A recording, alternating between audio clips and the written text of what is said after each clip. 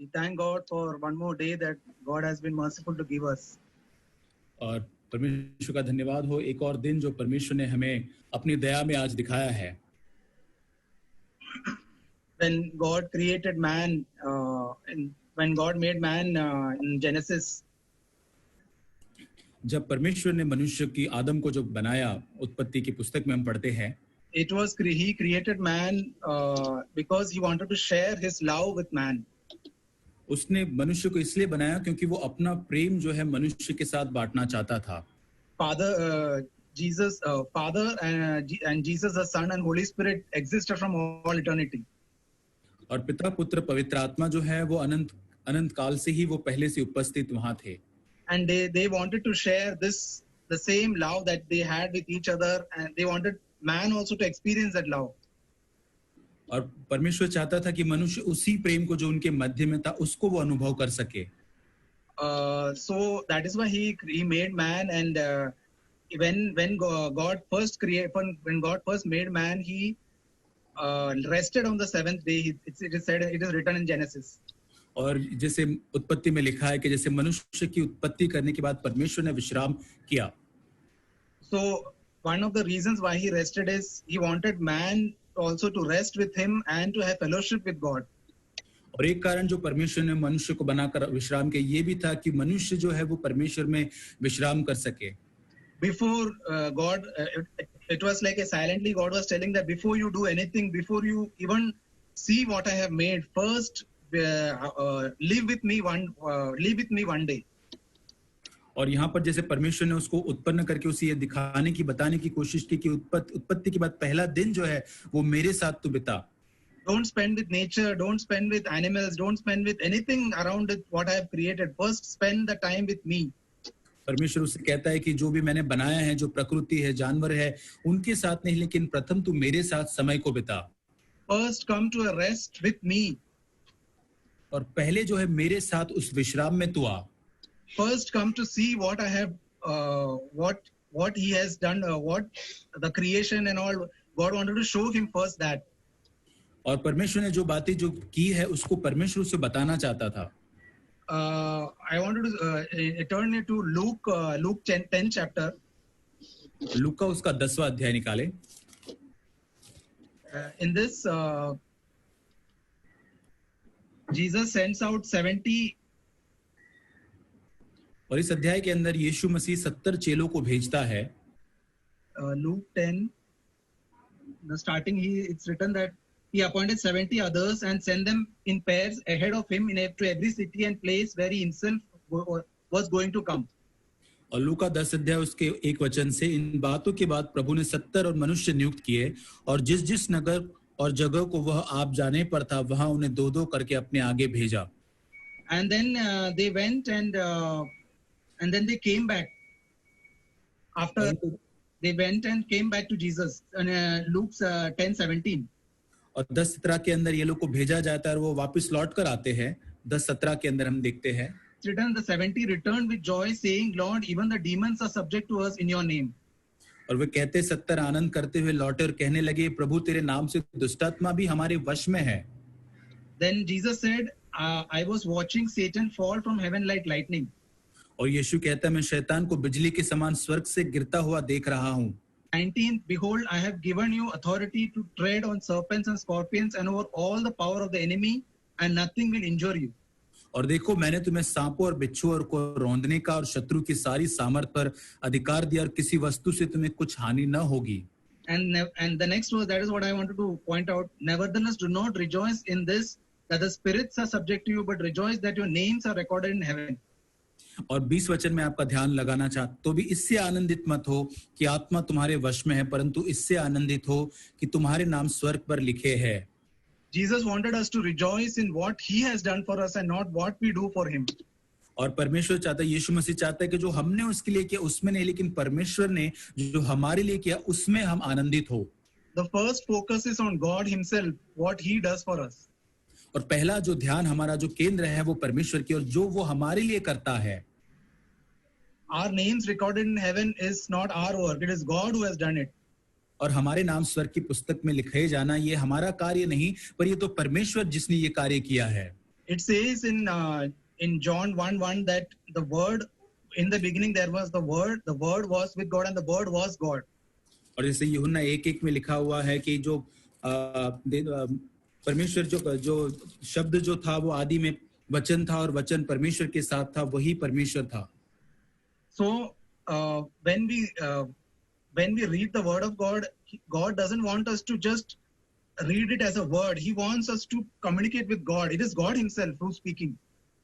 और जब हम वचन को पढ़ते हैं, हम पढ़ते वचन की भाग को पढ़ रहे उसी प्रकार नहीं, लेकिन इस प्रकार के जैसे परमेश्वर हमसे बात कर रहा है, इस प्रकार हम उसे पढ़े. It is not, we should not separate the word of God from God himself. It is both are one. और हमें परमेश्वर के वचन को परमेश्वर से अलग नहीं करना है, वो दोनों अलग अलग नहीं है. When we read the Bible, it is like a person who is speaking to us. It is a real person who is speaking to us. और जब बाइबल को पढ़ते हैं तो एक वास्तविक मनुष्य जो परमेश्वर हमसे बात करता है. We know what happened to the Pharisees. They knew the Bible, but they didn't know Jesus. और फरीसी के बारे में हम जानते हैं कि वो वचन को जानते थे, पर वो यीशु को नहीं जानते थे. When that is why Jesus wants us by the Holy Spirit to know God when we read the Bible. और इसलिए पर यीशु मसीह हमसे कहता है कि पवित्र आत्मा के द्वारा हम वचनों के द्वारा परमेश्वर को जाने. In 1 Corinthians 2:12, पहला कुरिन्थी 2:12, now we have received not the spirit of the world, but the Spirit who is from God, so that we may know the things freely given to us by God. पहला कुरिन्थी 2:12 में लिखा है, परंतु हमने संसार की आत्मा नहीं, परंतु वह आत्मा पाया है जो परमेश्वर की ओर से है, कि हम उन बातों को जाने जो परमेश्वर ने हमें दी है. When we are first born again, the Holy Spirit comes into our hearts. और जब हमारा नया जन्म होता है तो पवित्र आत्मा हमारे मन में आता है. We cannot be born again if we don't have the Holy Spirit. We are not even born again. और यदि पवित्र आत्मा नहीं है तो हमारा नया जन्म तक नहीं हो सकता. And what does the Holy Spirit do? One of the things that he does is he reveals from the Word of God what things God has given us freely.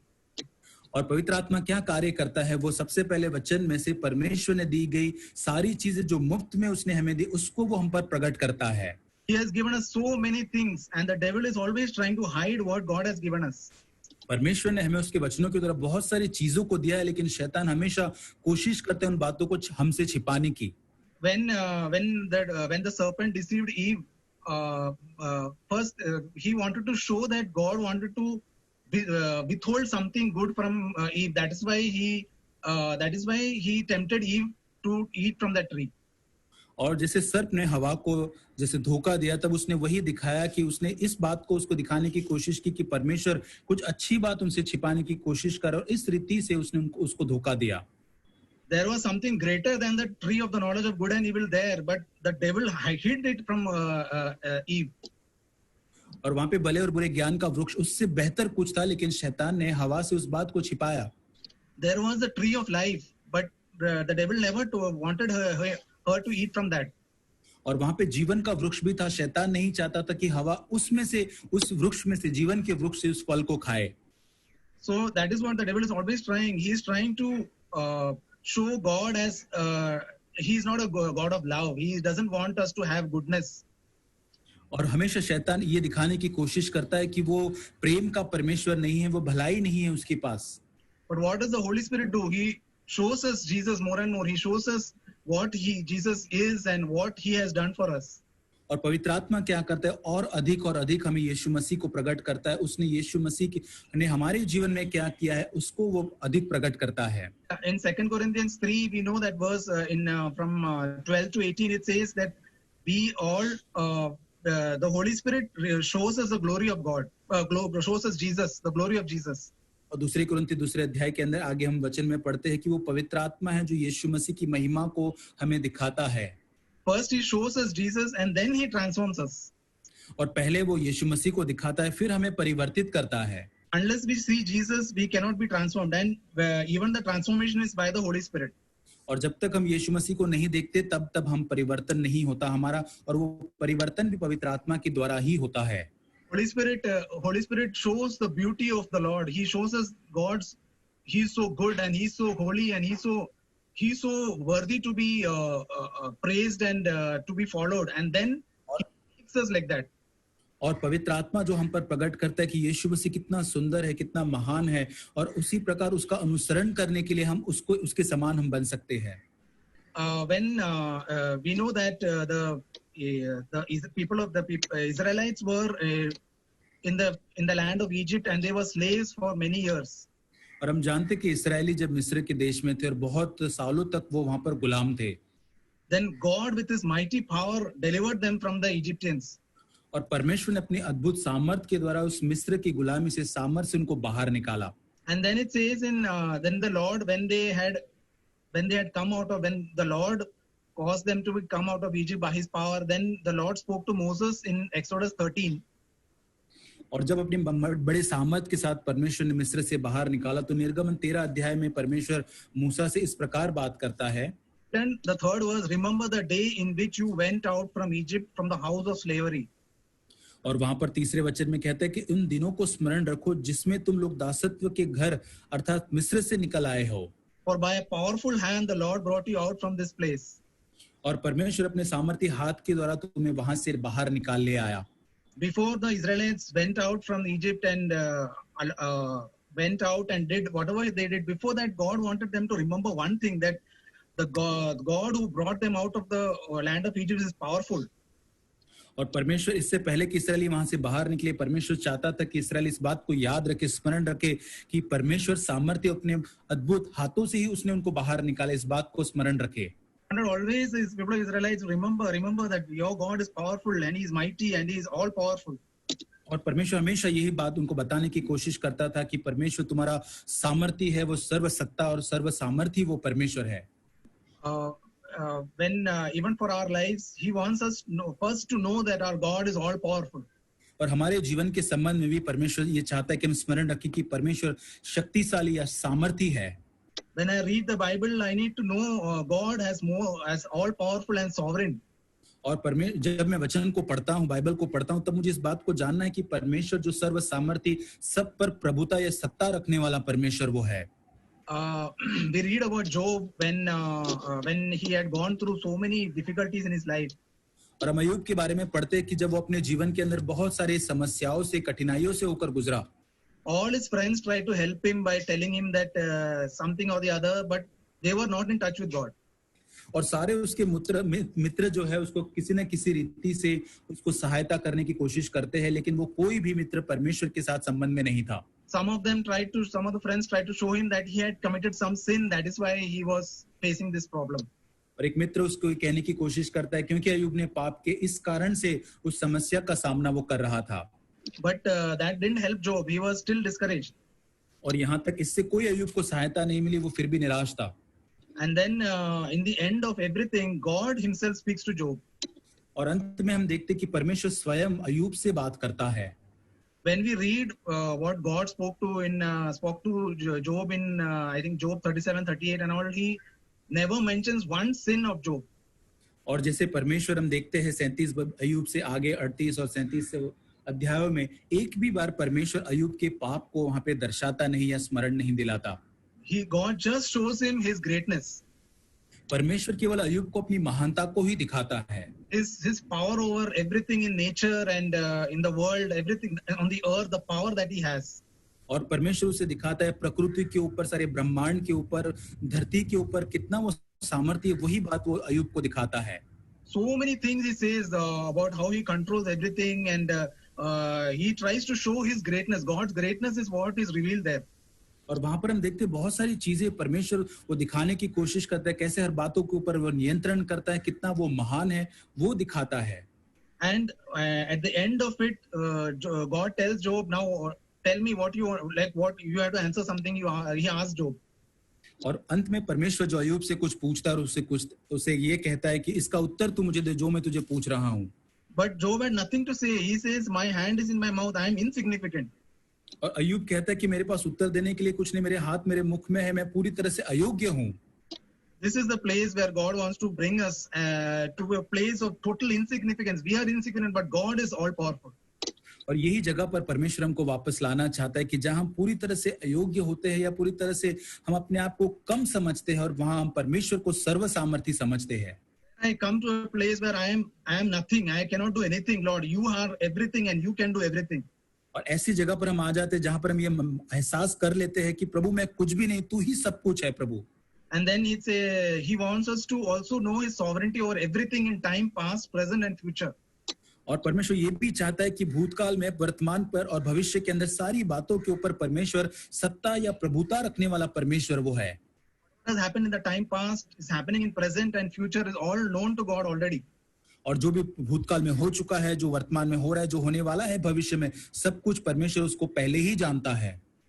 In Daniel also we see Nebuchadnezzar's in the life of Nebuchadnezzar also God wanted to show his sovereignty. और Daniel की पुस्तक में नबूकदनेस्सर राजा को परमेश्वर अपनी सामर्थ को दिखाना चाहता था. He just got proud in his mind and thought that he had done everything in his kingdom. Whatever was there, it was because of his power and of his. He tried to take credit for whatever happened in his kingdom. और ये राजा जो है, जो कुछ उसके राज्य में हुआ था, वो स्वयं को अपने आप को वो श्रेय या वो तारीफ लेने की कोशिश कर रहा था कि मेरे राज्य में सब कुछ वो मैंने किया है. So God wanted to bring him to nothing. लेकिन परमेश्वर उसको ऐसे एक जगह पे स्थान पर, नीचे स्थान पर लाना चाहता है जहां पर जान सके वो कुछ भी नहीं है. That is why he caused him to become like an animal. He behaved like an animal and he started to eat grass. और यहाँ पर परमेश्वर ने उसको एक जानवर के समान वो आचरण करने लगा, यहाँ तक कि वो घास खाने लगा. And then we know that he changed. He was totally changed, and he said God is the only sovereign God, and he is the only one who rules everything. और यहाँ तक फिर उसके बाद उसका परिवर्तन होता है और कहता है कि केवल परमेश्वर ही सच्चा परमेश्वर, वही सब पर राज्य करता है और प्रभुता करने वाला परमेश्वर वो है. Isaiah also same happened to him also. He saw the Lord and he saw his holiness and he was humbled. और यहाँ तक यशाया की पुस्तक में यशाया के साथ भी यही हुआ. उसने परमेश्वर की महानता, उसको पवित्रता में उसको देखा, तब वो पूरी तरह से नम्र हो गया.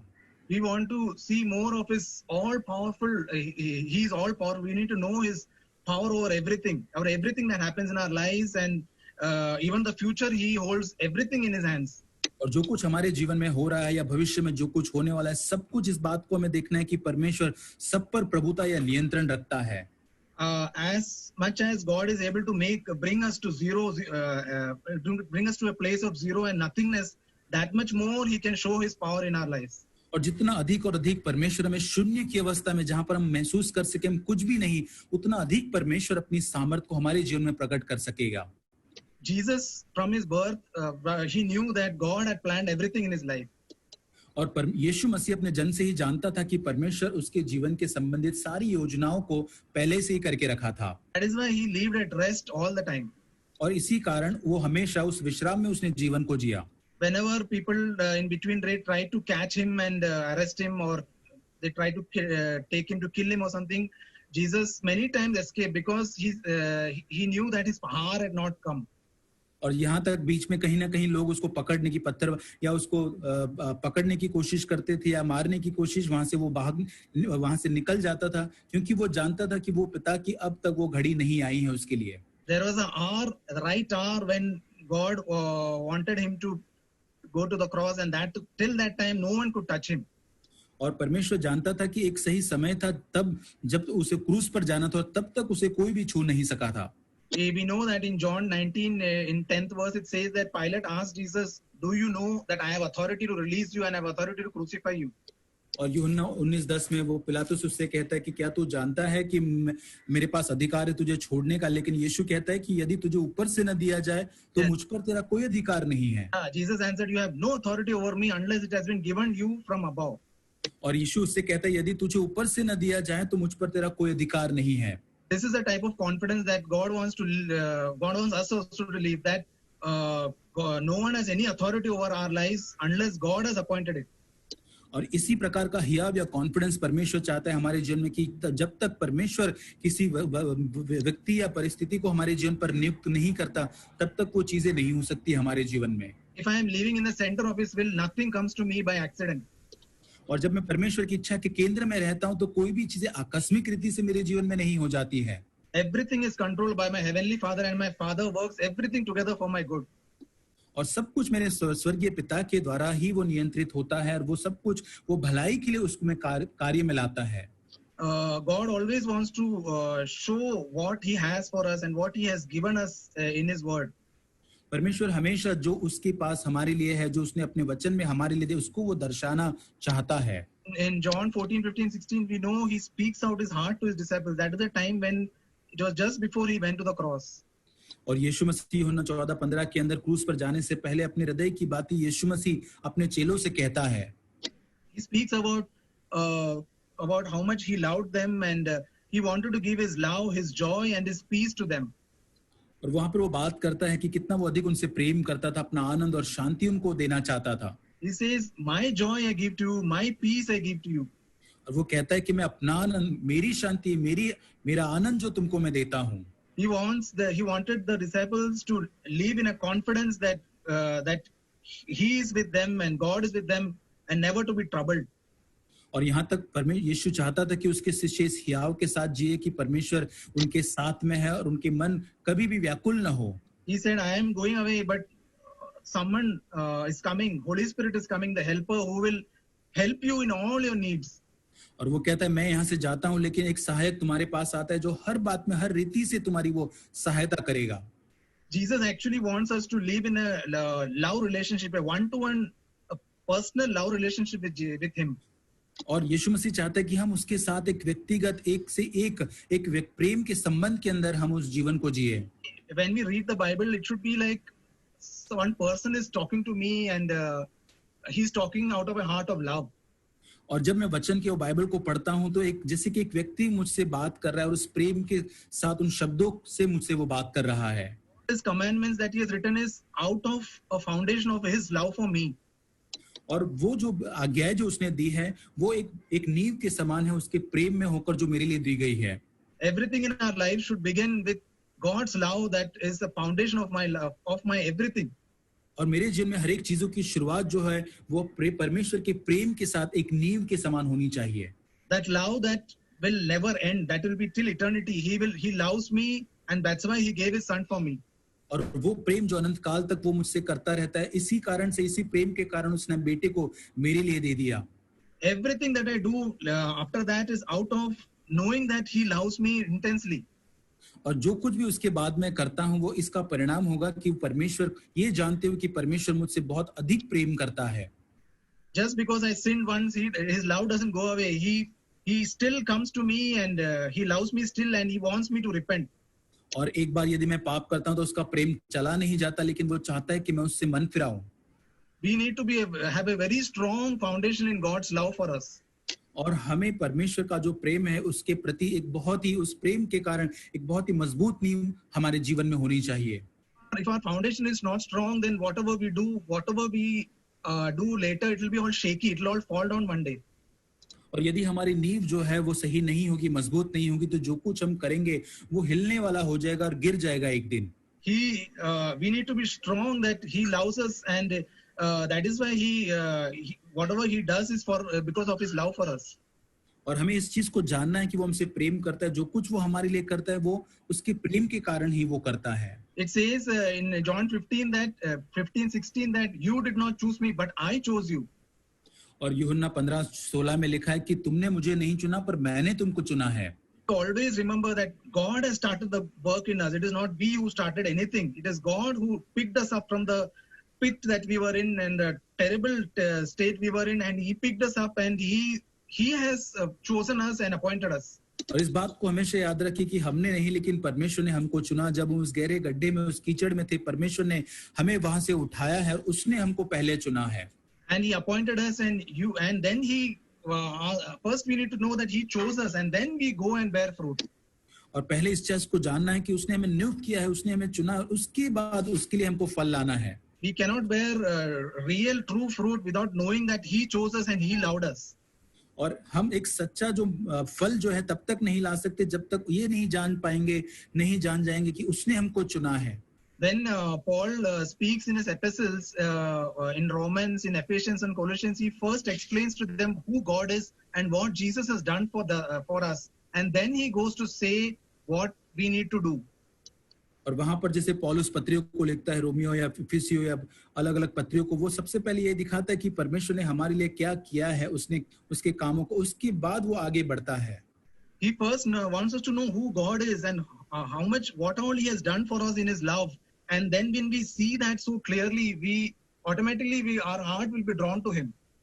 और वो ये देखना चाहता था कि परमेश्वर कौन है, उसने क्या क्या हमारे लिए किया है, तो बहुत ही ऑटोमेटिकली हमारे हृदय जो है परमेश्वर की ओर खींचा चला जाएगा. Holy Spirit wants to reveal the love of God to us so clearly that that love will draw us to Him. और पवित्र आत्मा परमेश्वर का प्रेम इतना साफ रीति से हम पर प्रकट करना चाहता है, वो प्रेम ही हमको उसकी ओर खींचेगा. In the Song of Songs, we read about the love between a bride and a bridegroom. It is so intense, and the bridegroom is calling the bride, come with me, I will tell you what, he wants to tell something to me. और हम श्रेष्ठ गीत के अंदर एक दूल्हा और दुल्हन के बीच के एक घनिष्ठ संबंध के बारे, प्रेम के बारे में बात करते हैं, जहाँ पे दूल्हा हमेशा उसको मेरे साथ आ, मैं तुझे और भी बेहतर चीजों को दिखाऊंगा. In Ephesians, we know so many things that Paul says in the first 3 chapters about so many things that God has done for us. और इफिसियों की पत्री में पहले 3 अध्यायों के अंदर बहुत सारी चीजें जो परमेश्वर ने हमसे की है, कि हमारे लिए की है, उसके बारे में वो कहता है. He chose us before the foundation of the world. और उसने जगत की उत्पत्ति से पहले हमको चुन लिया. He predestined us into the adoption of children as children by Jesus Christ to Himself. और उसने यीशु मसीह और अपनी इच्छा के भले अभिप्राय के अनुसार हमें अपने लिए पहले से ठहराया. He made us accepted in the beloved. और उसने हमें मसीह के द्वारा हमें अपना बना लिया. He has given us an inheritance that is not like the inheritance in this world. और उसने हमें वो मिरास दी है जो एक संसार में मिरास होती, उस प्रकार की वो नहीं है. He has sealed us with the Holy Spirit of promise. और वो पवित्र आत्मा जो वायदा दिया गया उसके द्वारा हमें उसने पूरी तरह से सील कर दिया है. There are many other things that Christ has done for us that we need to meditate on and know more of. Then only we will be drawn to Him. Lord, you have done so much for me. और बहुत सारी चीजें जो यीशु मसीह ने हमारे लिए की, उस पर हमको मनन करने की जरूरत है, तभी हम उसको जानकर उसकी तरफ खींचे चले जाएंगे. Then one more thing is 2 Corinthians 5:18 says He reconciled us to Himself through Christ.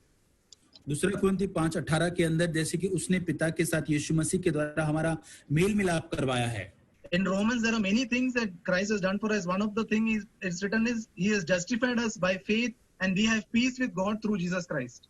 और रोमियो के अंदर भी कहता है कि उसने हमें यीशु मसीह के द्वारा धर्मी ठहराया, जिसके कारण यीशु मसीह के द्वारा अब हम ये परमेश्वर पिता के साथ एक मिलाप में आते हैं. He has forgiven us all our sins. He has washed us with His blood, and He has justified us. और उसने हमारे सारे पापों को पूरी तरह से माफ कर दिया, हमें धोकर पूरी तरह से धर्मी ठहराया है. He made us worthy to come before Him without anything in between. We can clearly see Him so clearly. और उसके सम्मुख हम किसी भी बाधा जो हमारे मध्य में आती, उसके बिना हम पूरी साफ रीति से उसको हम देख सकते हैं, उसके पास में हम आ सकते हैं. It is not nothing that we have done. It is Christ who has done that for us. और हमने इसमें कुछ भी नहीं किया, वो यीशु मसीह ने ही सब कुछ हमारे लिए किया है. We know when that thief on the cross who went to paradise, the last moment he was saved, he had nothing. When he went to heaven, he must be saying he had nothing to offer in his life. और जब हम जानते हैं कि उस क्रूस के बाजू में एक चोर जो था, वो जब अंतिम क्षणों में उसने यीशु को अपना कर वो स्वर्ग में गया, तब वो सोचता होगा कि मैंने कुछ भी ऐसा नहीं किया कि मैं आज स्वर्गलोक में पाया जाता हूँ. He will be saying all through eternity, worthy is Jesus, and only because of Him that I am here. और वो हमेशा अनंत काल तक यही बात कहता होगा कि प्रभु तू योग्य है, तू ही योग्य है यीशु मसीह, क्योंकि तेरे ही कारण मैं आज यहाँ पर हूँ.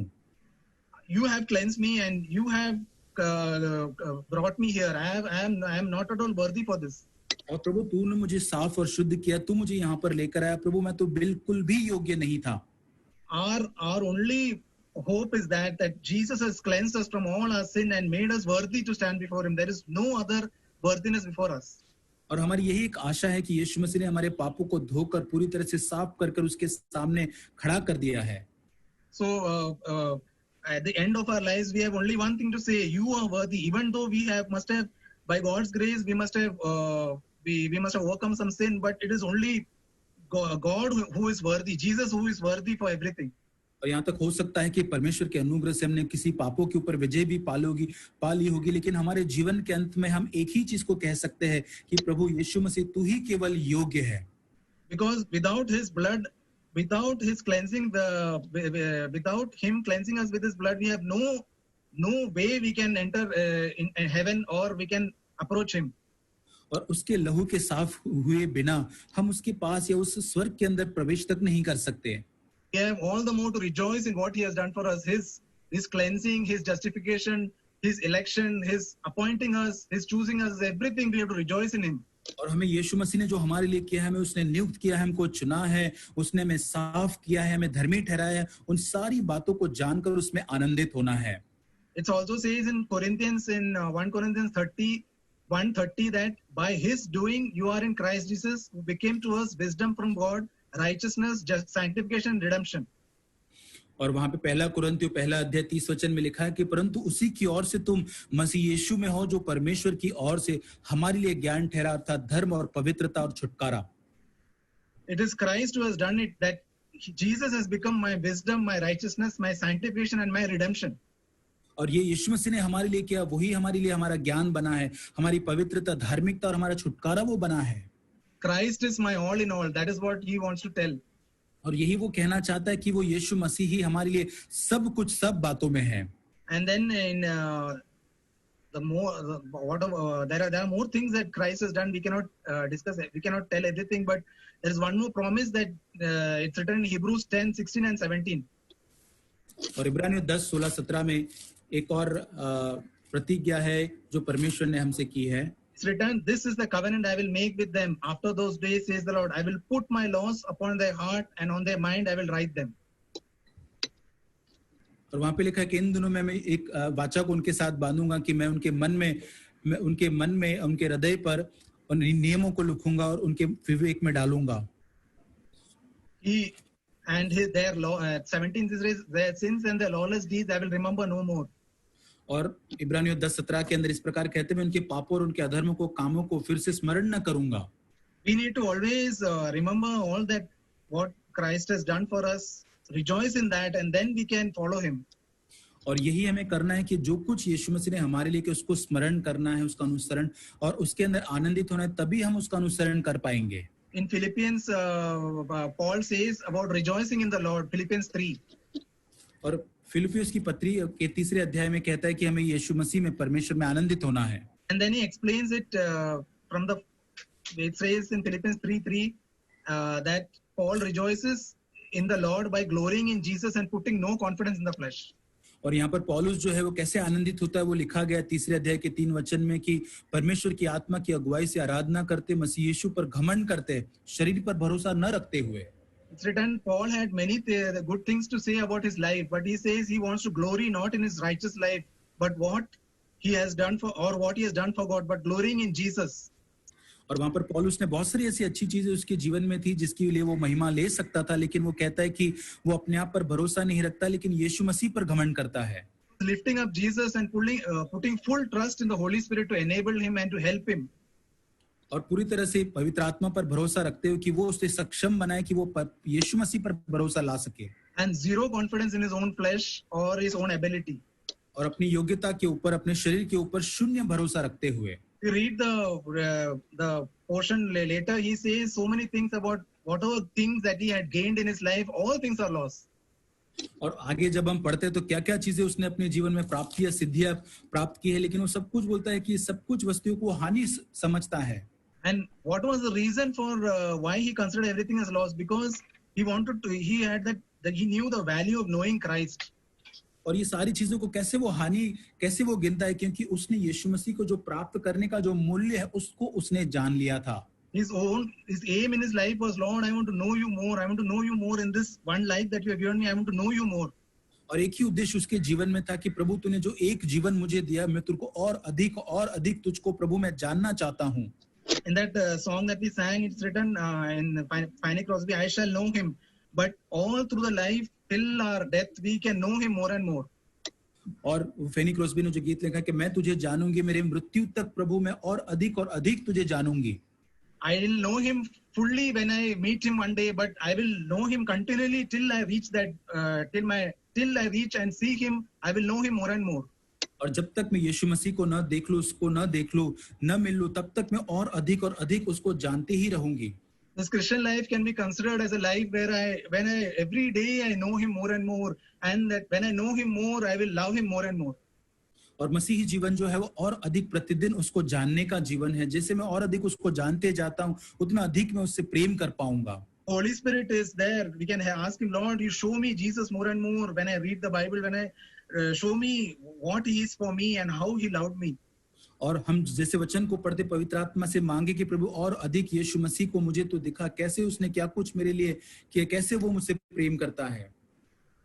So let this become, for myself also, I really want to, all the days of my life, I want to know Him more and more, like Paul said. आइए हम सभी और मेरे साथ भी जैसे पौलुस ने कहा कि और अधिक हमारे जीवन के हर एक दिन हम मसीह को जाने।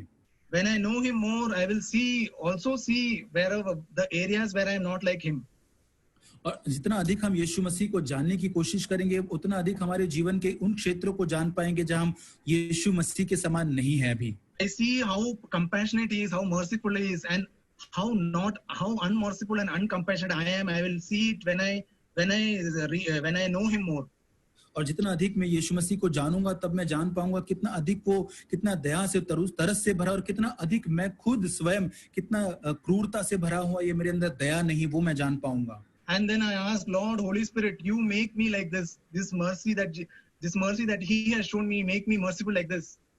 और तब हम पवित्र आत्मा से मांगे प्रभु कि यीशु मसीह ने जैसे वो दया मुझ पर दिखाए, प्रभु वैसी ही दया से मुझे तू भर दे। The forgiving nature that Jesus had, Lord, I want to have the same forgiving nature. You only can create in me that you only can give me that heart of forgiveness like you had. और प्रभु से ही हम मांग सकते कि प्रभु जैसा प्रभु जी माफ करने वाला हृदय प्रभु जी तेरे पास था, वैसा ही हृदय माफ करने वाला प्रभु तू मुझे भी दे। Everything in the word of God is, when I see it, when I see God is like this, and then I see how far away I am, and then I ask the Holy Spirit, Lord, make me like this. और हम जब कभी परमेश्वर के वचनों में यीशु मसीह के बारे में कुछ देखते हैं, और हम देख पाएंगे अपने आप को कि हम ऐसे परमेश्वर के जीवन से कितने अधिक दूर है, और तब पवित्र आत्मा से मांगेंगे कि प्रभु हमें इस प्रकार बना। In Revelation it is written that it's written that worthy is the lamb who was slain to receive power, riches, wisdom and might and honor and glory and blessing. और प्रकाशित वाक्य में लिखा गया है कि वो मेमना जो हमारे लिए वध किया गया, वही सामर्थ, आदर और महिमा प्राप्त करने के योग्य है। Yes, there is only one person who is worthy of everything. Even in heaven, we don't tell there what we have done for Him. There is only one thing that we can see there: Jesus who was slain, who has purchased us with His blood. और यहाँ तक स्वर्ग में भी हमने उसके लिए जो किया है वो बातों को नहीं हम बताएंगे, लेकिन यीशु मसीह ने जो अपने लहू से हमें जो खरीद लिया, उसके बारे में ही वो योग्य वहां होगा। We need to always glorify Jesus through our lives and ask God to show us more and more of Himself, how He was. और हमें और अधिक हमारे जीवन से परमेश्वर की महिमा करनी, और हमें पवित्र आत्मा से मांगना है कि कैसा वो है, वो हम पर प्रकट और अधिक करे। May God help us to see more of Jesus and become like Him. और परमेश्वर हमारी सहायता करे, हम और अधिक यीशु मसीह को जाने और उसके समान हम बन सके। Thank God for what I heard today. और मैं परमेश्वर को धन्यवाद देता हूँ जो मैंने सुना उसके लिए। You know, when Revelations, when Jesus says the first, you go back to your first love. और प्रकाशित वाक्य में जब यीशु मसीह कहता है कि तुमने अपना पहला सा प्रेम छोड़ दिया है। What is first love actually? I was thinking about it. First love. और मैं सोच रहा था कि ये पहला सा प्रेम क्या है। I mean, when Brother Biju was sharing, like I should go to Christ, but at first love, I know I came to know this life because of Christ. और जब भाई बिजू बांट रहे थे तो वो कह रहे थे कि हमें यीशु मसीह के पास जाना चाहिए इस जीवन के लिए, और मैं सोच रहा था कि मुझे ये जीवन प्राप्त हुआ यीशु मसीह की वजह से। You know, like the first time when I came to know about it, I came to know about God, I came to know about His love, I came to know all these things because of Christ.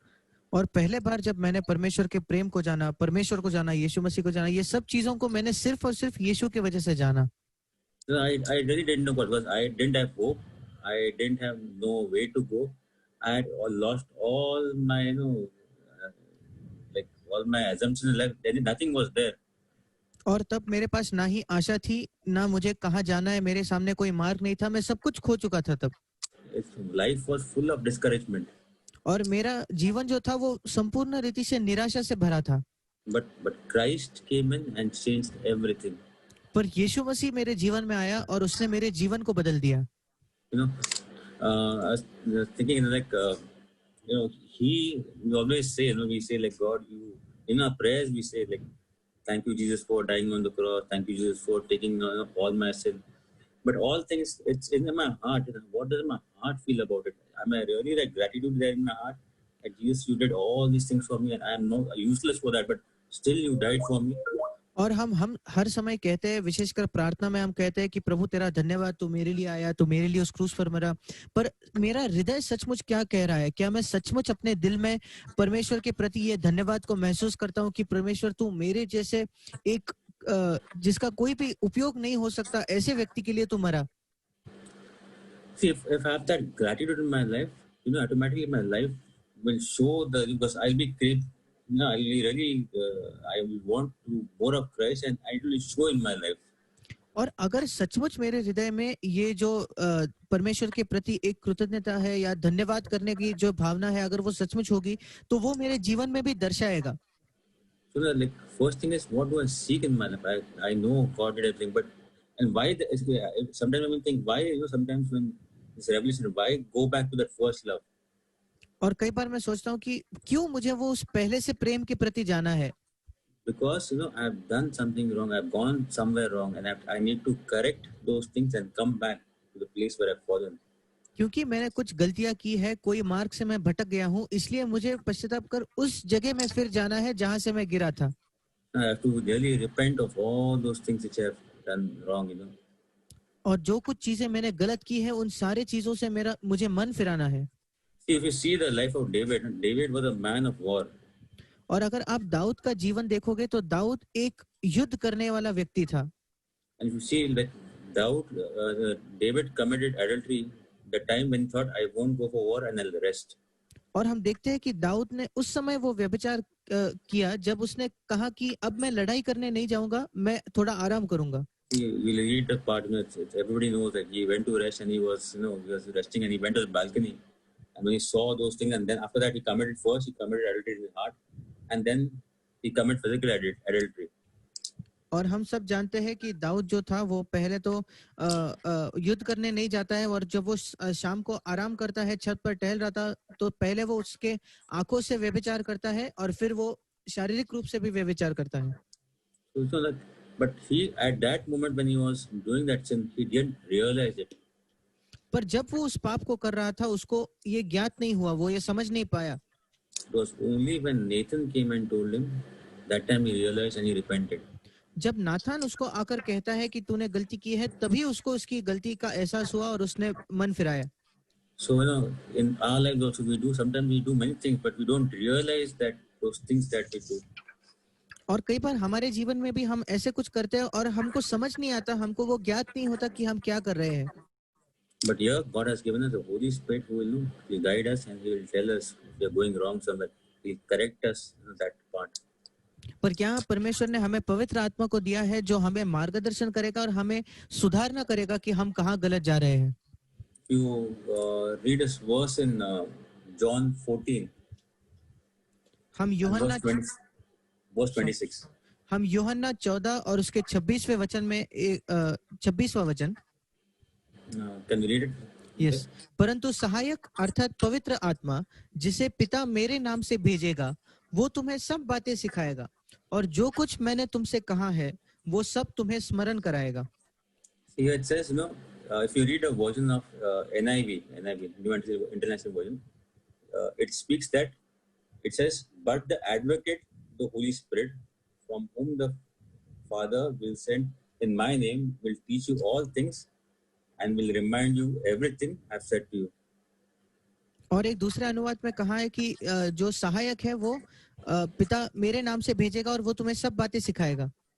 See, I was saying, what is advocate exactly? और मैं सोच रहा था कि advocate जो होता है वो क्या है? So advocate is a person. He says it's the meaning. It says a person who pleads for or on behalf of another. और वकील ये शब्द का अर्थ होता है कि एक ऐसा व्यक्ति जो किसी और के प्रति वो खुद कोई दलील रखता है। Intercessor. या कोई जो मध्यस्थी करता है। And it says a person who pleads the cause of another in a court of law. और ये वकील जो है वो या तो किसी के लिए मध्यस्थी कर रहा है या तो वो न्यायालय में जाकर किसी और के लिए वकालत कर रहा है. So God, He says, first is the advocate. Advocate is he'll represent us. No, he'll see, he'll guide our lives. He'll plead for us. और वकील जो है वो हमारा प्रतिनिधित्व करेगा, हमारा मार्गदर्शन करेगा और हमारे लिए वो मध्यस्थी करेगा. And says, see, even if you see an advocate when you go to court, I have been to court once, and they'll tell you what to do. The judge will ask you so and so things, and you have to reply in so and so area, and you have to, this should be a response, no more or no less. No? That all things, the advocate tells you. और अगर आप किसी वकील के पास जाते हो तो वो पहले से आपको बताता है कि जब तुम न्यायालय में जाओगे तो तुमसे जो जज है वो ये सब पूछने वाला है, तुम्हें यही जवाब देना है, इससे ज्यादा मत कहना, इससे कम मत कहना. What all things? That is a worldly advocate, पर ये तो संसार का एक वकील है. But God has given a Holy Spirit. He says He'll teach you all things. He'll teach you to live a life which I have told you. He'll teach you everything. पर परमेश्वर हमें पवित्र आत्मा देता है जो हमें सारी चीजों को सिखाएगा कि हमें कैसा जीवन जीना है. And the best part is He'll remind you everything that I have told you.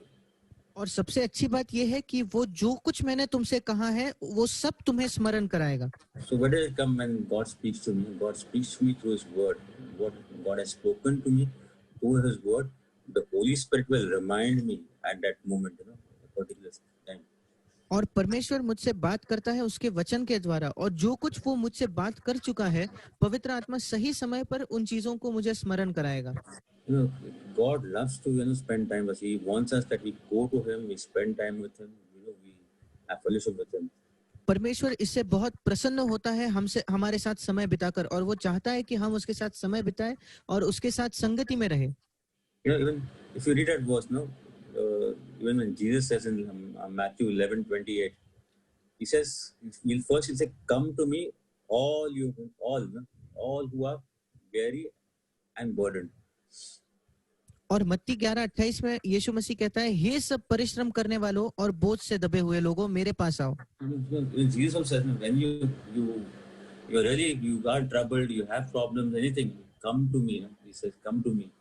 और I will give you rest.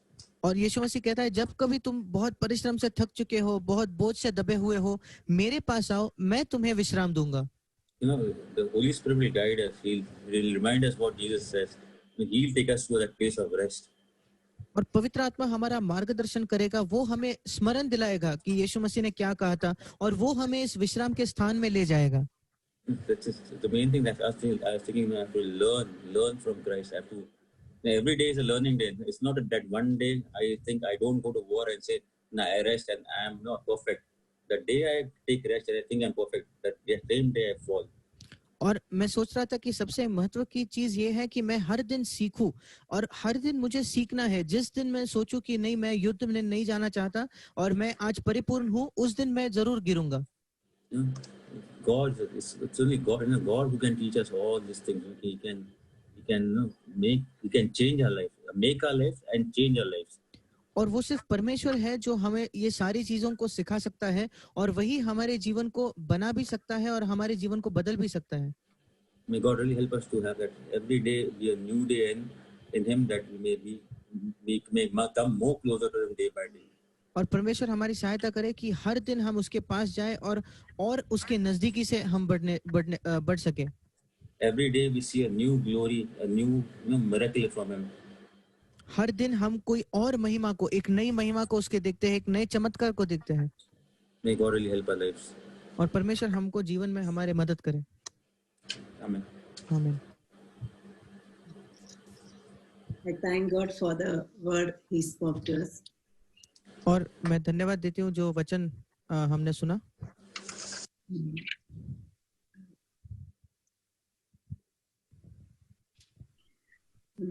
God, I thank for the God for the life which He gave me.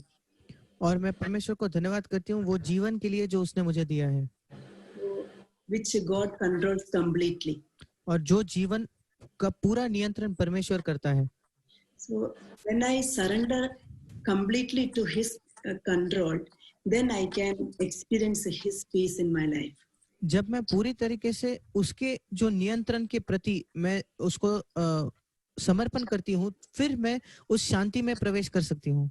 I see wherever I am not able to completely surrender my life for His control, I get unrest. मैं अपने जीवन में देखती हूँ जिस किसी क्षेत्र में मैं खुद को परमेश्वर के नियंत्रण के प्रति समर्पित नहीं कर सकती, वहां मेरे जीवन में विश्राम नहीं होता. These days God is speaking to me about His will, doing His will. और इन दिनों में परमेश्वर मुझसे बात कर रहा है उसकी इच्छा को करने के बारे में. God's will is for me is my sanctification. परमेश्वर की मेरे बारे में यही इच्छा है कि मेरी पवित्रता, मेरा पवित्रकरण.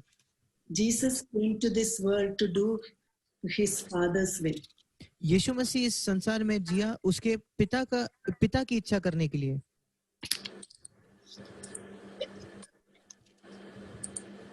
We'll read from John 6:38.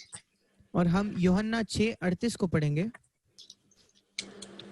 For I have come down from heaven not to do my own will, but the will of Him who sent me. क्योंकि मैं अपनी इच्छा नहीं वरन अपने भेजने वाले की इच्छा पूरी करने के लिए स्वर्ग से उतरा हूँ. I see in my flesh to do God's will. There is a lot of fight. और मैं अपने देह में देखती हूँ कि परमेश्वर की इच्छा करने के लिए एक बहुत बड़ा संघर्ष होता है.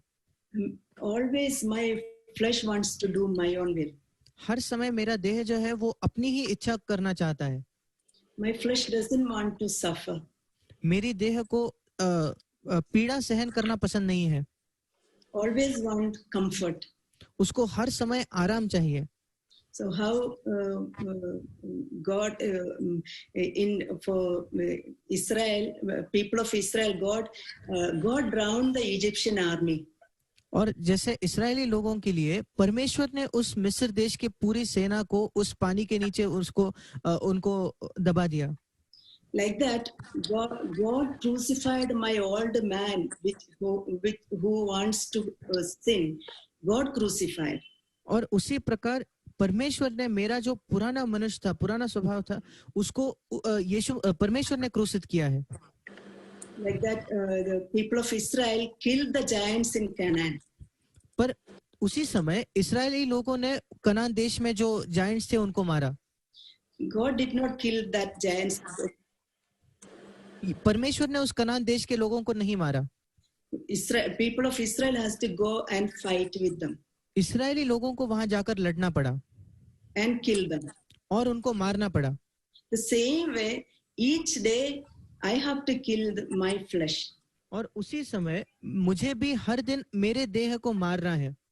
So I see every day it's really a fight for me. और मैं देखती हूँ कि हर दिन ये बहुत बड़ा एक संघर्ष है मेरे लिए. We read First Peter 4. और हम पहला पत्रस उसका 4था अध्याय पढ़ते हैं. 1 and 2. पहला और दूसरा वचन. Therefore, since Christ has suffered in the flesh, arm yourself also with the same purpose, because he who has suffered in the flesh has ceased from sin. इसलिए जबकि मसीह ने शरीर में होकर दुख उठाया, तो तुम भी उसी मनसा को हथियार के समान धारण करो, क्योंकि जिसने शरीर में दुख उठाया वो पाप से छूट गया. He suffered in his flesh every day to do his Father's will. यीशु मसीह ने हर दिन अपने शरीर में दुख उठाया और परमेश्वर की इच्छा को पूरा किया. Always said no to his will. वो हमेशा अपनी इच्छा को नहीं कहता था. Father, not my will, but your will. परमेश्वर पिता मेरी इच्छा नहीं वरन तेरी इच्छा पूरी होने दे.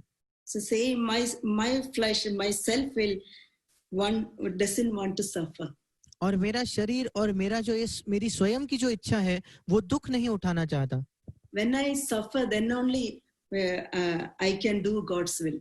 जब मैं दुख उठाती हूँ तभी मैं परमेश्वर की इच्छा को पूरी कर सकती हूँ. Whatever circumstance God allows in my life, I have to completely submit myself to His will. जो कोई परिस्थिति मेरे जीवन में आने के लिए परमेश्वर अनुमति देता है, मुझे पूरी तरीके से खुद को समर्पण करना है उसकी इच्छा करने के लिए. Whatever, sometimes pain, it will be continuous pain. कभी कभी ये हर समय दर्द और पीड़ा हो सकती है, Sickness can be. शायद वो कोई बीमारी हो सकती है, Sometimes difficult people around us. कभी कभी हमारे आसपास में बहुत कठिन लोग होते हैं. In all these circumstances, I have to kill my flesh. इन ठीक है. सारे परिस्थितियों को मुझे मेरे खुद के शरीर को, इस देह को मारना है. So when I am going through such things, the flesh wants to get everything instantly. और मैं जब इन परिस्थितियों से जाती हूँ, मेरा शरीर चाहता है कि मैं सब चीजों को तुरंत हासिल करूं. If it is a difficult situation, God has to remove it very quickly. अगर मैं किसी कठिन परिस्थिति से, मुश्किल परिस्थिति से जा रही हूँ, तो परमेश्वर ने तुरंत उसको निकालना है. If I am praying for something, I want to get the answer quickly. और अगर मैं किसी चीज के लिए प्रार्थना कर रही हूँ, तो मुझे तुरंत उसका जवाब चाहिए. If there is a pain or sickness, I want to get it healed fast. और अगर किसी बीमारी की वजह से मुझे कोई दर्द है, तो मुझे बहुत जल्दी उससे छुटकारा चाहिए. But each time, Lord, not my will, Lord, I thank you for this situation you allowed me. पर हर समय मुझे कहना है कि परमेश्वर, मेरी इच्छा नहीं, और मैं धन्यवाद देती हूँ इस परिस्थिति के लिए जो तूने जिसको अनुमति दी है. Lord, I want to do your will in this situation. प्रभु, मैं तेरी इच्छा करना चाहती हूँ इस परिस्थिति में भी. I don't want to be discouraged. मुझे निराश नहीं होना है. I don't want to be give up. मुझे छोड़ नहीं देना है. Lord, help me to kill my flesh in this situation. प्रभु, मेरी सहायता कर कि मैं अपने शरीर को इस परिस्थिति में मार सकूं.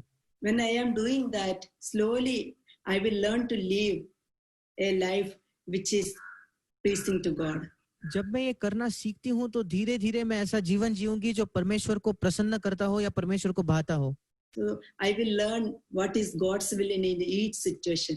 और फिर मैं सीखूंगी कि हर परिस्थिति में परमेश्वर की इच्छा क्या है. I want to live a life like that. और मैं एक ऐसा जीवन जीना चाहती हूँ. I believe that God will help me. और मेरा ये विश्वास है कि परमेश्वर मेरी सहायता करेगा.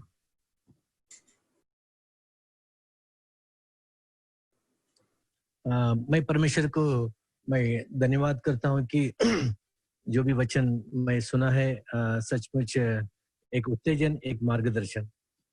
मैं पढ़ रहा था कि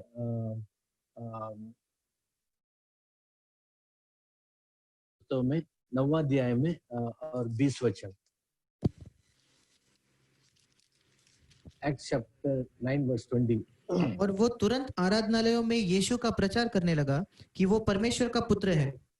ये पौलुस का जीवन, जैसा प्रेरितों के पुस्तक 9वां अध्याय में पढ़े तो सॉल जो शुरुआत में उसका जीवन जिस प्रकार से था, उसका जीवन बदलने के बाद जब भी बपतिस्मा लिया, पवित्र आत्मा से भरा है, तुरंत वो प्रचार करना और शुरू किया है बोल के. एक सचमुच मेरे जीवन में एक उत्तेजन मिलता है. जब यीशु मसीह का जीवन भी मैं देखा था कि जब भी लूक में 4 अध्याय में जब भी टेस्टिंग होने के बाद, उसका परीक्षा में होने के बाद, तुरंत यीशु मसीह पवित्र आत्मा के सामर्थ्य के द्वारा गलीली में जाकर और आगे सिनागोग कलीसिया में प्रचार किया है, और सभी लोग और उसको देख के बहुत आश्चर्य लगा है. मतलब इस दोनों चीजों में मैं ये देखा है, जब शुरुआत वो यीशु मसीह का जीवन अद्भुत रीति था, आखिरी दिन तक उसका जीवन एक सही था, ताकि वो उसके जीवन में मैं चल सकता हूँ, सुन सकता हूँ, देख सकता हूँ बोल के. ये सब सॉल शुरुआत किया है, वो भी उसका भी जीवन अच्छा था. अंत तक जितने कलीसिया स्थापन किया है, ये तमाम को हम देखा है. इसलिए वो शुरुआत अद्भुत विधि से किया है. सो उनका कन्वर्शन, स्टार्टिंग एक अच्छा था. सो मैं भी सोचता था मेरे जीवन में कैसा था, मेरे जीवन में किस प्रकार से शुरुआत किया है. अच्छा तो शुरुआत किया, जैसा अपन प्रेम के बारे में सुनते, फर्स्ट लव. जिस दिन यीशु मसीह को समझ के लेते, उस दिन हम पूरे दिल और मन से सेवा करने के लिए, प्रेम करने के लिए, हर चीजों में हम आगे बढ़ते हैं. शायद उसके बाद कुछ दिन, कुछ महीने, नहीं तो कुछ साल के बाद अपना जो पहले का जो जील, पहले का जो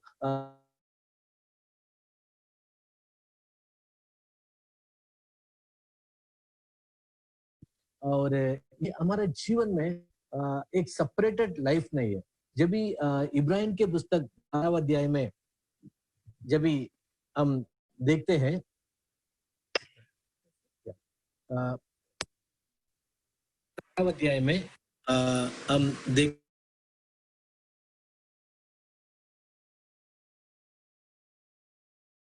रोकने वाली वस्तु और उलझाने वाले पाप को दूर करके वो दौड़ जिसमें हमें दौड़ना है धीरज से दौड़े। इसमें दो चीज को मैं देखा था। बोलते एक क्लाउड्स के समान इतने गवाही है, भरपूर गवाही है अपने सामने। और दूसरा क्या है, वैसा ही एक क्लाउड के समान एक रुकावट, एक पाप एक हमारे बीच में खड़ा है बोल के। सो ये आज मेरे जीवन इससे अलग होने के लिए पाप से अलग होना मांगता है। तो जब पाप से अलग होते हैं, क्योंकि आगे क्या लिखा है, विश्वास तो शुरुआत करने वाला अंत करने वाला यीशु मसीह है।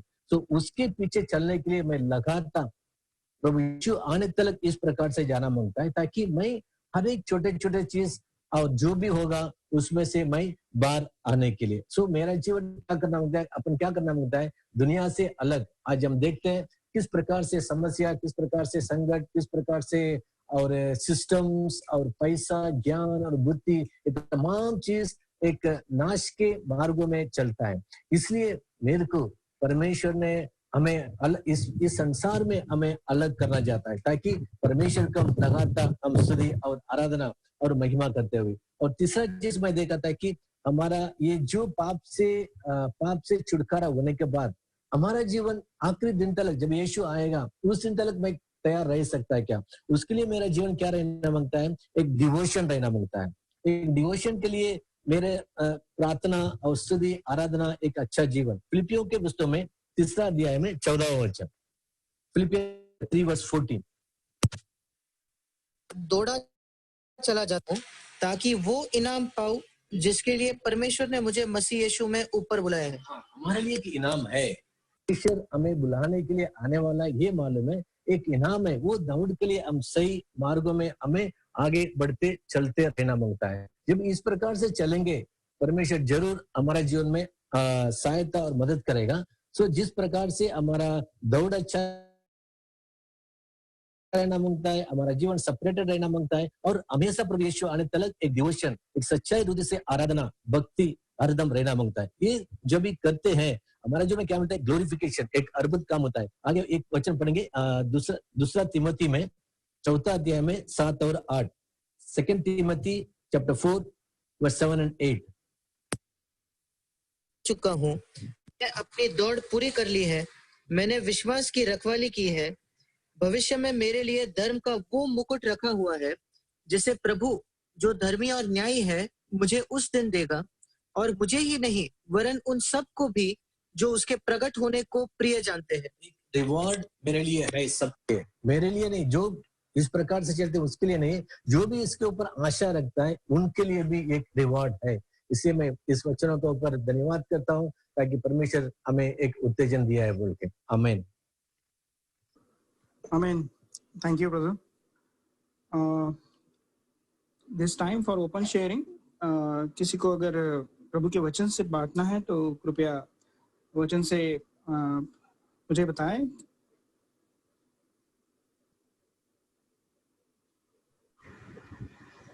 प्रभु ने आज जो सुनाया वचन के लिए मैं प्रभु को धन्यवाद देता हूँ। खास करके हम लोग को मालूम है कि लूसीफर जो है वो लूसीफर क्यों, शैतान क्यों बना, क्योंकि उसने जो है अपने और अपना ध्यान लगाया, क्योंकि उसने देखा कि मैं कितना सुंदर हूँ, मैं कितना अच्छे से आराधना करता हूँ। ये सब देख के उसको एक घमंड आया। फिर सोचा कि खाली सब लोग का ध्यान जो है परमेश्वर की ओर है, तो मेरे और क्यों नहीं ध्यान, मैं सबका नहीं हो सकता, मैं परमेश्वर की जगह रहता तो कितना अच्छा रहता था, ऐसा सोचा। तो उसके अंदर घमंड आया और फिर वो लूसीफर बन गया।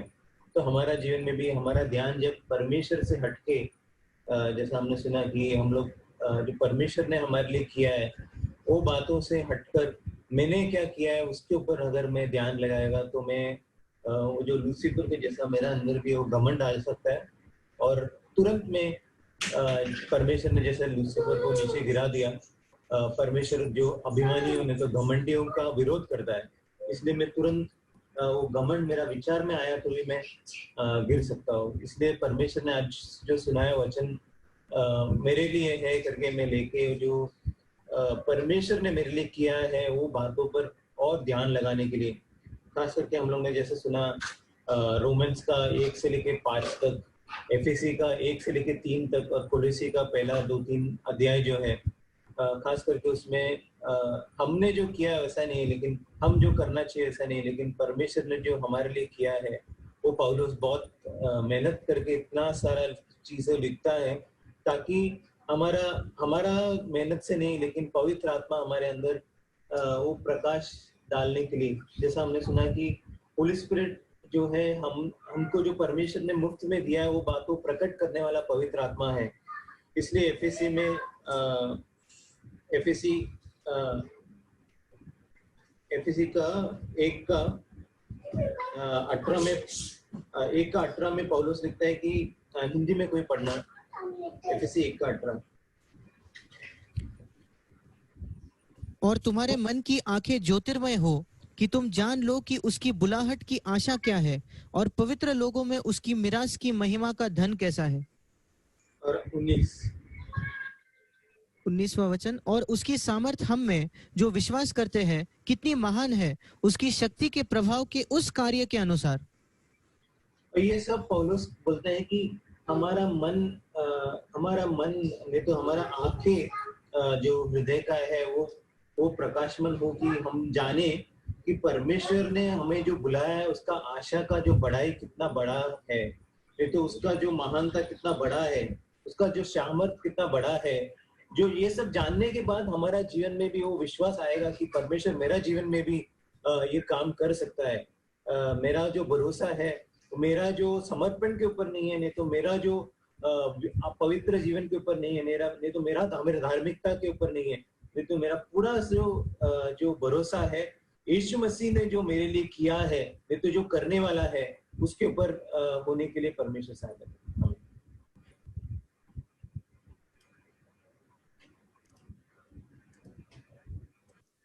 So I am just going to share something.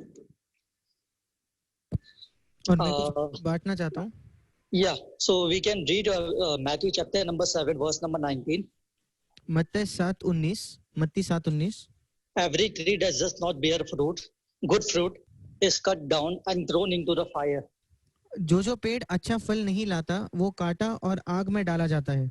And we can see that Jesus spoke this word. और हम देखते हैं कि यीशु मसीह ने यह बात बोली। And same thing, I mean, it was spoken by John the Baptist also in Matthew chapter number 3, verse number 10.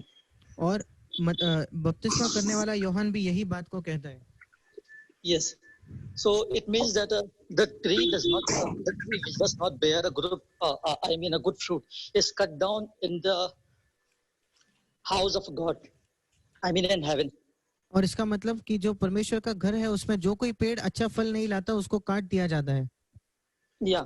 So we can see what Jesus did to us, as we all had spoken on today, that what he has done to us. So we can see a verse, Luke 7. Luke chapter number 13, verse number 6 to 9. और यीशु मसीह ने जो हमारे लिए किया है हम देखते हैं लूक 13:6 से 9 में। हाँ. Then Jesus told them this parable. There was once a man who had a fig tree growing in his vineyard. He went looking for a figs on it, but found none. So he said to his gardener, "Look, at 3 years I have been coming here looking for a figs on this fig tree, and I haven't found any. Cut it down. Why should it go on using up the soil?" But the gardener answered, "Leave it alone, sir. Just 1 more year I will dig around it and put it some manure. Then if this tree bear a figs next year, so much the better. If not, then you can have it cut down." और फिर उसने यह दृष्टांत भी कहा, किसी की अंगूर की बारी में एक अंजीर का पेड़ लगा हुआ था। वो उसमें फल ढूंढने आया परंतु न पाया। और तब उसने बारी के रखने वाले से कहा, "देख, 3 वर्ष से मैं इस अंजीर के पेड़ में फल ढूंढने आता हूँ परंतु नहीं पाता। इसे काट डाल कि ये भूमि को भी क्या रोक रहे?" उसने उसको उत्तर दिया, "हे स्वामी, इसे इस वर्ष और रहने दे कि मैं इसके चारों ओर खोदकर खाद डालूं." So we can see the picture of Matthew 7:19 over here, that the tree does not bear a fruit, is cut down in God's kingdom. और हम मत्ती 7:19 का चित्र यहाँ भी देखते हैं कि जो भी पेड़ फल नहीं लाता वो परमेश्वर के राज्य में काट दिया जाता है। And we can see that there is no prophet for 400 years, and so the sin was ruling for all over the people. But Jesus had compassion on us. God wants to destroy us, but Jesus had compassion on us. He put His manure, His love on us, and Jesus is a picture of the gardener over here in this parable. और इस दृष्टांत में यीशु मसीह उस माली के समान है जिसने हम पर प्रेम किया और हम पर वो खाद डाल के हम पर वो काम करता है। Yeah, and because of Jesus, we are producing good fruit now. Otherwise, we were all sinners. और यीशु मसीह की वजह से आज हम अच्छा फल लाते हैं, नहीं तो हम सब पापी थे। If we don't get a chance, and if Jesus does not have a compassion on us, then today we will all be in hell. अगर परमेश्वर यीशु मसीह हम पर कृपा नहीं करता, हम पर दया नहीं करता, तो आज हम सब नरक में होते। So I want to give glory to Jesus Christ. Because of Him, we are here today. We are forgiven, we are loved, we are chosen, and we are everything for Him today. And because of Him, we are here today. और इसलिए मैं यीशु मसीह को महिमा देता हूँ कि उसके वजह से आज हम क्षमा किए गए हैं और हम पर वो प्रेम करता है और उसकी वजह से आज हम यहाँ हैं। So Jesus here wants us to provide a fruit. So we are the picture of barren fig tree in this parable. So we don't have to be like a barren fig tree. We need to produce fruit every day, every day. और यीशु मसीह चाहता है कि हम फल लाए। इस दृष्टांत में हम वो फल रहित अंजीर के पेड़ के समान है, पर हम हर दिन फल ला सकते हैं, हमें लाना है। And if we produce fruit, that's what Jesus wants. और अगर हम फल लाते हैं तो यीशु मसीह वही चाहता है। Yeah, that's all for today. Thank you. धन्यवाद। Thank you brother. परमेश्वर की धन्यवाद हो। आज इस सुंदर से वचन हमने सुने, और अगर सारांश में अगर इसमें हम इस बातों पर विचार करें तो मैं एक वचन बताना चाहता हूँ। यूहन्ना की पत्री इसका 17वां अध्याय और इसका 3रा वचन। यूहन्ना की पत्री 17वां अध्याय इसका 3रा वचन। और अनंत जीवन यह है कि वे तुझ एकमात्र सच्चे परमेश्वर को और यीशु मसीह को जिसे तूने भेजा है उसे जाने। हाँ मेरे भाइयों बहनों, हमें आज इस अवसर में, इस लॉकडाउन के समय में, जितना अधिक हम उस सच्चे परमेश्वर को और प्रभु यीशु को अपने जीवन में पहचान सके और उनके जैसा हम जी सके, और पवित्र आत्मा की प्रेरणा से हर एक बात जो हमें बताई गई है उस बात के अनुसार आज्ञाकारी होने से हम प्रभु को जान सकते हैं और अनंत जीवन जो है वो उसकी हम प्राप्ति कर सकते हैं। और ऐसे इस राह पर चलते हुए हमें कठिनाइयां नहीं होगी, जरूर होगी, और उसके लिए भी हमें धीरज के लिए प्रभु एक वचन भी देते हैं, जो भजन संहिता 34वां अध्याय, जिसमें प्रभु ये कहते हैं कि 18वां अध्याय भी है, 18वां वचन जो है भजन संहिता 34वां अध्याय जिसका 18 और 19 वचन। यहोवा टूटे मन वालों के समीप रहता है और पिसे हुओं का उद्धार करता है। 19वें वचन में कहा है, धर्मी पर बहुत सी विपत्तियां पड़ती तो है, परंतु यहोवा उसको उन सब से मुक्त करता है। यही जो वचन है, जिस वचन से मैं काफी प्रेरित हुआ हूँ पिछले हफ्ते में, और आप लोगों से भी अनुरोध करता हूँ, आज के वचन से भी मैं काफी इनकरेज हुआ हूँ कि प्रभु की स्तुति हो कि आज हमने उस वचन से ये जाना कि हम प्रभु के ऊपर कितना और भरोसा कर सकते हैं, उसके प्रेम में कितना बढ़ सकते हैं, और उसके जैसा बनने के लिए पवित्र आत्मा की सहायता हमें किस तरह दिन प्रतिदिन प्रभु देने के लिए तैयार है। ये हमारा ही अविश्वास होगा कि हम कम पड़ते होंगे उसके प्रेम को समझने के लिए।